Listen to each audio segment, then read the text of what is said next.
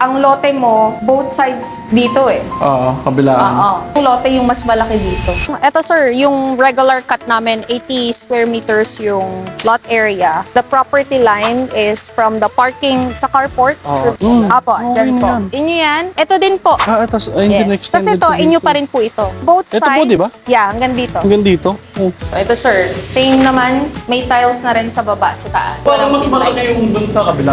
Or may Yung- gamit lang talaga. May gamit sir. At the same time nga kasi, ang lote mo, both sides dito eh. Oo, kabilaan. Oo. Yung lote yung mas malaki dito. Kasi dun sa kabila parang ano yun, no? Hindi siya kabilaan. Yun dun Oo, sa kabila. Isang side lang. Yung manor Pero parang locks. parang. Para siyang single detached. Kasi walang nakatouch. Ang nakatouch lang sa likod. Yan, para sa atin talaga to. Two toilet and bath. Ito sir, ang difference din. Ikaw na mag-upgrade ng shower Pati yung bed. pin lights. No, diba? no, wala. May may pin lights doon. Ito bukay dyan.